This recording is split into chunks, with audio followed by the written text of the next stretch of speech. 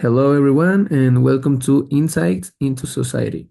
I am Carlos Navas, and today we are diving into a fascinating and complex topic: the role of religion in the modern world and the phenomenon of secularization. In an increasingly connected and diverse era, are societies moving away from religious norms? And if so, what does this mean for our daily lives? Joining me today is a good friend and fellow student from Kenyon College, Hannah Fedorov. Let's get started. For segment one, we have the defining key concepts. So, to kick things off, let's start by defining our main term, secularization. Broadly, secularization refers to the process where religious institutions, practice, and beliefs lose their social significance.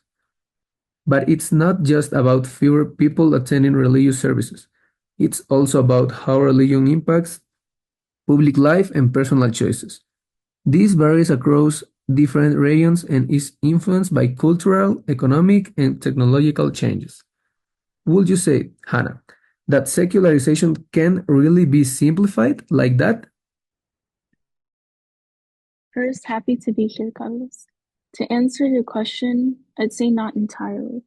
While it's largely about the decreasing influence of religion, secularization also represents deeper shifts in cultural identity. It's not always that people are becoming less religious.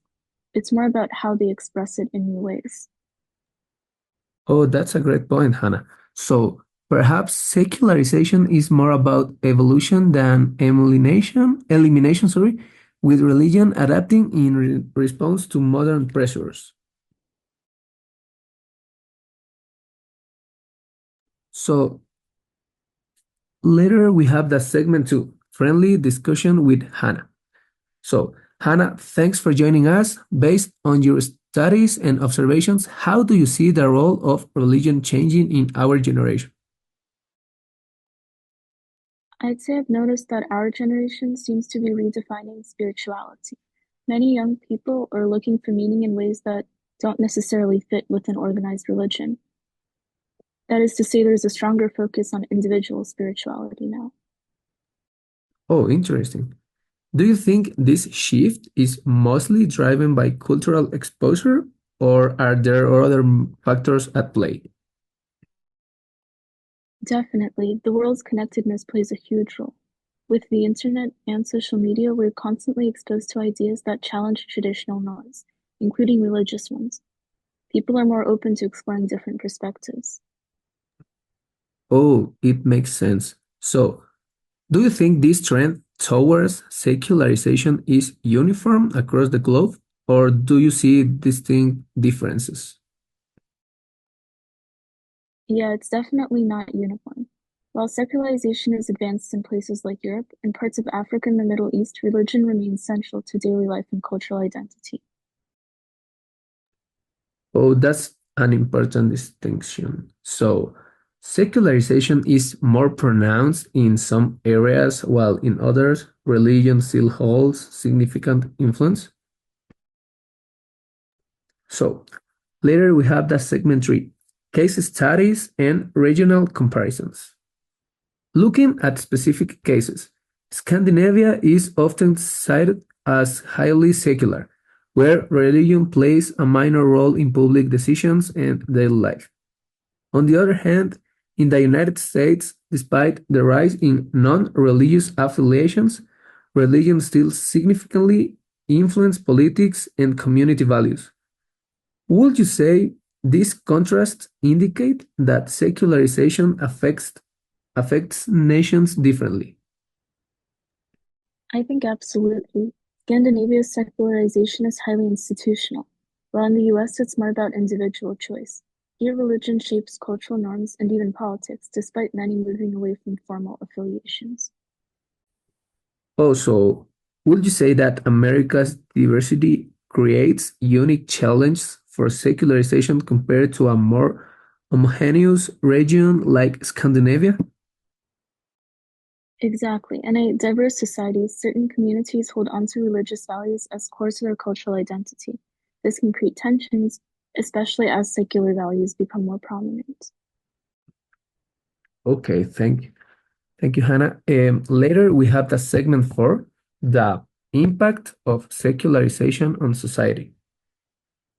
Thinking about sectors like education, law, and health, do you see, Hannah, secularization having a uniform impact?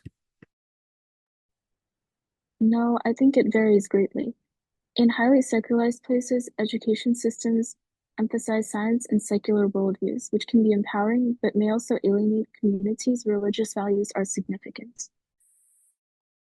Oh, that's an interesting point.